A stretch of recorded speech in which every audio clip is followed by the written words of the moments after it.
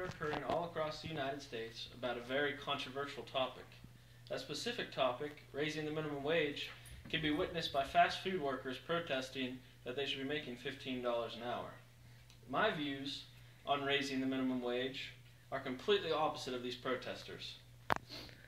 Raising the minimum wage will actually hurt the very individuals that we are trying to help. Raising the minimum wage will create fewer jobs for the class of individuals that need the work. Raising the minimum wage also may seem like a great idea to those who are uninformed of the consequences of the actual thing itself. Raising the minimum wage will also crush small business, which is the heart of the American economy and employs 90% of people across the nation. David Brooks of the New York Times shares his thoughts on the idea of wage rate increases for minimum wage workers, and his findings show that raising the minimum wage is very devastating to the workers themselves. Dave Brooks highlights Jeffrey Clemens of the University of California, who recently found that raising the minimum wage rate will decrease the likelihood of a worker finding employment by 6%. Now, although this might not seem like a big statistic just by reading it, it will ultimately lead to thousands, if not millions, of people being without a job just by a very small increase in the minimum wage. So raising the minimum wage for fast food restaurants in particular will cause a whole slew of problems.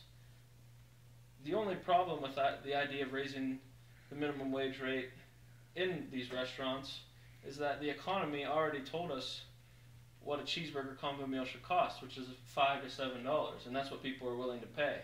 But if companies are forced to pay their employees double what they do now, they'll have to raise the cost of these products, and the everyday person won't buy it anymore. So companies will be forced to either close their doors, hire fewer employees, or increase the prices of their goods. So David Brooks also highlights on the fact that many of people working for minimum wage will struggle to obtain employment because they simply can't market themselves to be worth $15 an hour to their employers. He states, raising the minimum wage will produce winners among job holders from all backgrounds, but it will disproportionately punish those with the lowest skills who are least likely to be able to justify higher employment costs. The person who will ultimately be helped by the rate hike is the middle-class college student who the employer sees potential in to hire down the road. And Jeffrey Dorfman wrote the article titled, "People Support Raising the Minimum Wage Until Told the Costs," in which he describes companies being forced to increase prices of their products that they sell to compensate for the wage increases. He states, "The polls show most people support raising the minimum wage when it is presented as a free lunch with no downside. Once people make the link between the benefit, higher pay for some, and the cost, fewer jobs and higher prices, the level of support shrinks to a clear minority," which he discovered from his extensive research in polling individuals about their thoughts on raising the minimum wage rate.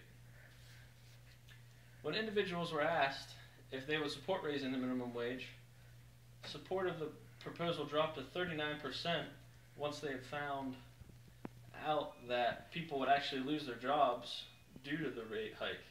When people didn't know that people would be losing their jobs once the rate was increased, 67% of them supported it. So almost half of the people supporting it initially dropped out once they figured out that some individuals would lose their jobs. And when individuals were asked if they would still support a minimum wage rate hike if prices increased, only 50% then said that they supported it, as opposed to 77 or 67%. So altogether, it is statistically obvious that raising the minimum wage is not beneficial to the class of people that we intend it to help. It will ultimately raise the prices of products that these same individuals use, which will take away most of the benefit of the wage increase alone, and a wage hike has a negative effect and is proven by the responses of the individuals in the study that were opposed to it. Lastly, Republican Congressman Bill Pascrell stated, "And what I am saying to you is that I have the obligation and responsibility as a congressman to find ways to help small business," Pascrell told the crowd. 90% of people who work in this country work for companies with under 100 people, maybe even less than that.